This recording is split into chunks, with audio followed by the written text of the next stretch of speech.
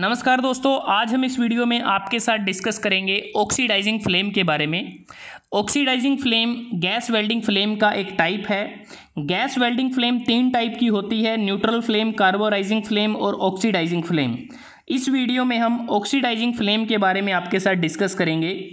Oxidising flame अगर हम बात करें न्यूट्रल फ्लेम की तरह ही होती है, क्योंकि न्यूट्रल फ्लेम में भी दो कोन होते हैं, इनर कोन और आउटर इनवेल्प, जैसा कि आपको इस डायग्राम में नज़र आ रहा है।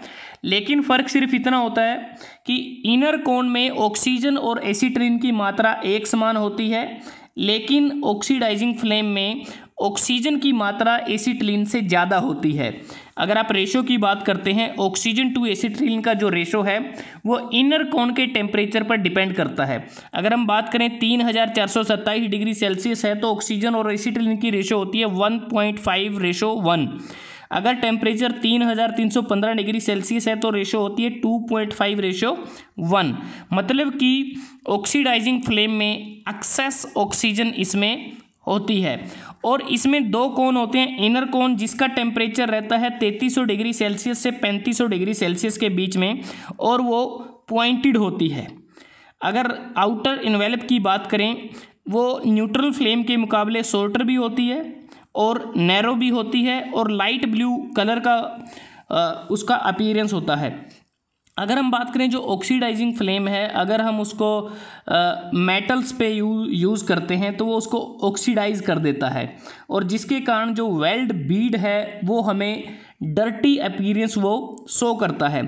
इसलिए जो ऑक्सीडाइजिंग फ्लेम है इसको हम स्टील को वेल्ड करने के लिए यूज़ नहीं करते, क्योंकि जब हमें इसको स्टील पे यूज़ करेंगे तो उस केस में क्या होगा कि जो मोल्टन मेटल होता है वो बॉयल हो जाता है, स्पार्क्स बनते हैं, और जिससे हमें पता चलता है कि जो एक्सेस जो ऑक्सीजन होती है हमारी फ्लेम के अंदर वो स्टील को बर्न कर देती है। और जो डिपॉजिटेड मेटल होता है वो पोरस होता है, ऑक्सीडाइज्ड होता है, और वो ब्रिटल भी होता है।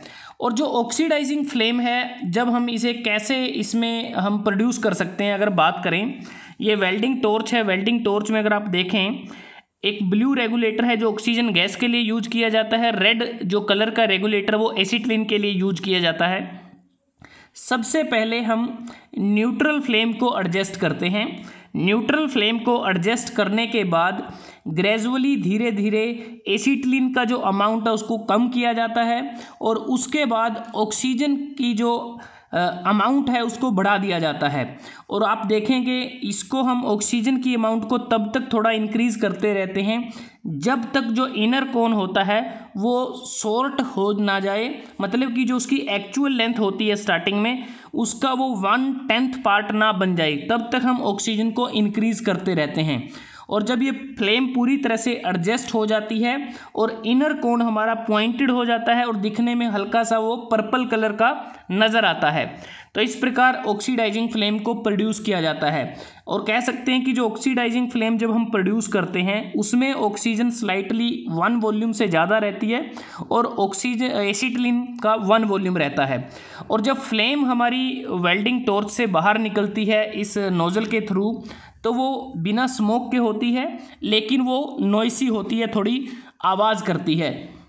अब बात करते हैं कि जो ऑक्सीडाइजिंग फ्लेम है इसको हम किस किस मटेरियल के लिए यूज़ कर सकते हैं। मोस्टली इसको कॉपर बेस अलॉय जैसे ब्रास और ब्रॉन्ज के लिए यूज किया जाता है, जिंक बेस अलॉय के लिए भी यूज कर सकते हैं, मैंगनीज स्टील के लिए यूज कर सकते हैं, सम अलॉय ऑफ आयरन के लिए यूज कर सकते हैं, जैसे हम बात करें कास्ट आयरन के लिए इसका यूज किया जा सकता है। और जो ऑक्सीजन हमारी ज़्यादा अमाउंट में होती है इस फ्लेम में, उसके कारण क्या होता है कि बड़ी तेज़ी से एक ऑक्साइड फिल्म बनती है हमारे बेस मेटल के पूल के ऊपर, जो एक प्रोटेक्टिव कवर प्रोवाइड करती है।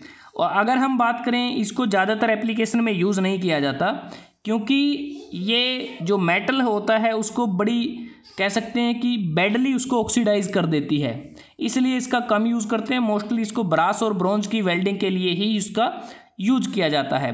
तो दोस्तों, आज हमने इस वीडियो में आपके साथ डिस्कस किया गैस वेल्डिंग फ्लेम का टाइप ऑक्सीडाइजिंग फ्लेम के बारे में।